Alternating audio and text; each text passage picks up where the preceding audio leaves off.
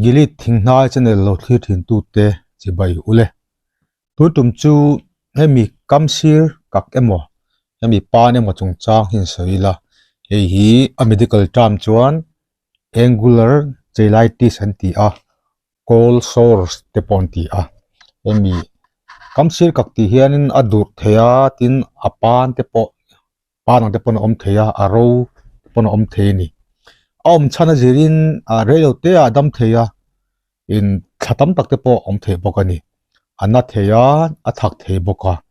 mi kamsir kak le pan hi naw panga le puitling ate po om the ve a kamsir pakhata chau emo ale ni te poin mo om the bokani a om chan then khatte anta lang zoi la ama sabera chuan hemi fungal infection wangin om the fungal infection pi chuan hei ringworm te poi fungal infection ani a ami a chan pakhat om tir tu ber chu candida albicans an thi a he wangin an lubera natna hrik bacteria wang te pon om theya om chan ber chu staphylococcus aureus wang hi ni a chuan natna then khat hiv natna viral infection wang te pon om theya e bak azun thlum natna wang te pon om thei ril puilong natna wang te pon om theya in halem bua diklo wang te pon om thei boka emi muilia chin wang te in om theya emi nara tholowa kemi ka thok lua thok chua kan chin wang te pon om theya nisa kan om na chatu tuk chuan ni mi kan mui te po hi lo effect ve theya yang khana om thei boka mezial juk na sat wang in om theya chuan thil huat allergies kan ti wang in om theya in hei eile in chiat lutuk taksama mo tlak cham wang te pon om theya in taksa in natna adole the na khol mi kan immune system a chak lo wang in om thei in thisen ta cham iron claim taksa iron claim wanga thisen tlak cham wang te pon om thei chuan kan taksama mo vitamins le minerals tlak cham wang te pon om theya abik takin vitamin B2 riboflavin te vitamin B6 wang te tlak cham wang te in om theya iron tlak cham wang te pon om theya in zinc kan tlak cham hian in adam har du bokani viral infection che khat om vel na wang te pon om theya ne baka antibiotics e na sat wang wen om the e baka dam doi le rui lo ngong thalo emi side effects wang te pon ani the abik takin met wang te pon ani the khang kha om chan larjwal te chu ani a tam taka thengka ta chuanin enkol ngai lovin ama te pon dam bele mai thin in hei om chan te ka kan soi to a om chana zirin na enkol na te po kha ain ang don lovani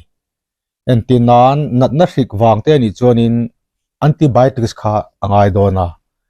in nichada kan soi fungal infection wang te ni chuan mi fungal mi ointment te po oma clotrimazole ointment te po an mang thin ani in he ba ka hian a hnoi chi antiseptic noi chi te po a oma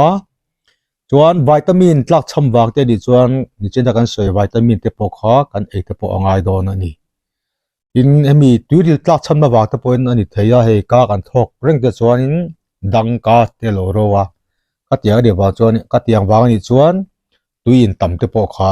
apoimo dona in viral infection a chuan in hemi acyclovir ointment te po a oma ek ba ka hian in lama te po in enkol ve theya hemi coconut oil hemi virgin coconut oil tiang noi te po ya tha a petroleum jelly noi te po a tha boka in tea tree oil kan hrianga